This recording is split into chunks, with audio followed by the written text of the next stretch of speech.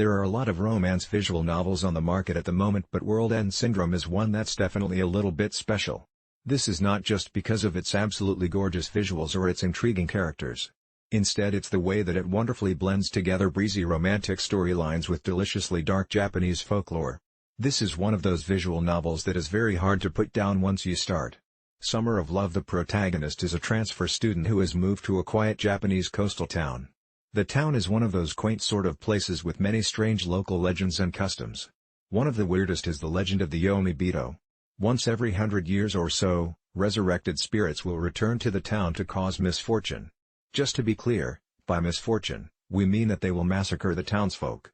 As I'm sure you can guess, it's supposedly coming up to the 100th anniversary since the last Yomibito incident.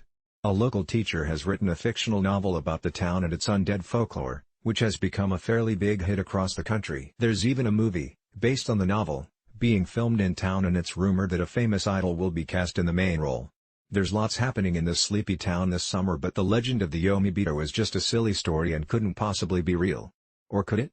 A picture is worth 1,000 words. Good visual novels need to have great characters, and thankfully World End Syndrome doesn't disappoint. When you first meet everyone, it's easy to assume that they're going to be a fairly generic bunch. You get all the usual tropes like the stuck-up rich kid and an annoying best friend with a one-track mind, but once you get to dig a little deeper, you'll discover that they're much more endearing and interesting than they first appear. Yuki Kato, the lead artist from the BlazBlue series, designed the characters, and so they're all wonderfully beautiful, but what really steals the show is the dynamic backgrounds. Most visual novels have well-drawn backgrounds, but here things are taken one step further. You really do have to take a moment to just watch the waves lap up against the beach or fireflies flitting across a forest clearing. It's seriously impressive how much more alive the world looks with just the smallest of movements in the background.